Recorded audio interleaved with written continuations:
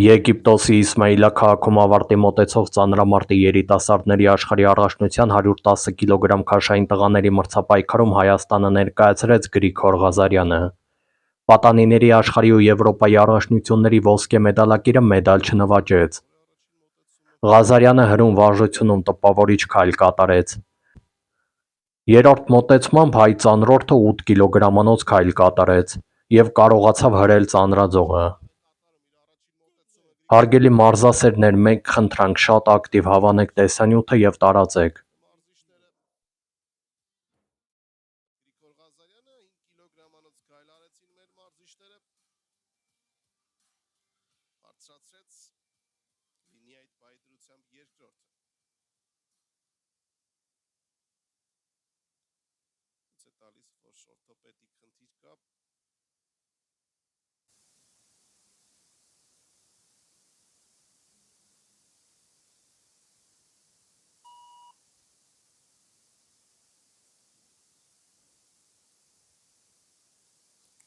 Ոչ չկարողացավ ծանրաձողը ենթարկել Ղազարյանը։ Գալիս է հարթակ։ Երրորդ մոտեցում։ Ղազարյանը հիմա կավարտի ելույթները պոկում վարժությունում, հետո կավարտի պոկումում նաև Մուրիլիո Լոպեսը և պայքարի մեջ կմնա 6 ծանրորդ։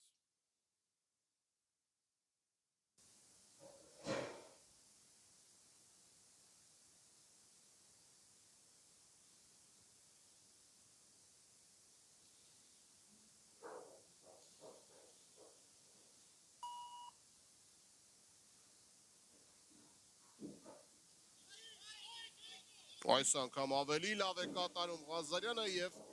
շատ ավելի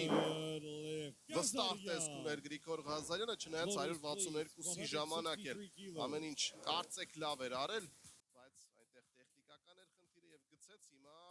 թվաց նույնը կարող է լինել, բայց ամեն դեպքում կանգնեց, այս ձեռքը մի փոքր հետ գնաց, բայց ամեն դեպքում հետո սկսելու է 193-ից, նախ մենք պետք է մեր մոտեցումները անենք, և հետո նոր մտածենք ցակիստների ձախող 163 փոկեց Գրիգորը։ 6-րդն էր հիշեցնում եմ։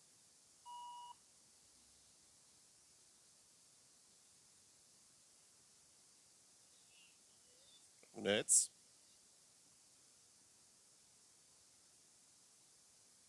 ու չարեց։ Չարեց 193 Գրիգորը Գեն Խաչատրյանը։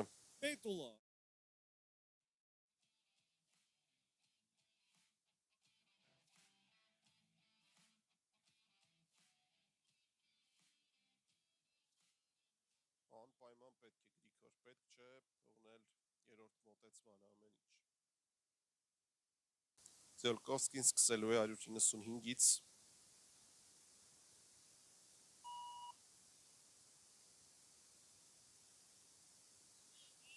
Կանգնեց, փոքր ավելի բարդ։ Ու պետք է հրել Գրիգոր ապրես։ Շատ բարդ տրվեց նրան այս մոտեցումը, բայց արեց Գրիգոր Ղազարյանը։ Արեց Գրիգոր Ղազարյանը, սա պետք էր շատ էր անելու։ Վանը ամենայն հավանականությամբ չի անի 207-ը։ Եվ պետք է սպասել Զոլկովսկիի մոտեցումներին։ Այդ պատճառով հիմա մենք փոքր մեդալի հետևից ենք գնում հրում վարժության մեդալի արժեքում։ 8 կգ-անոց քայլ։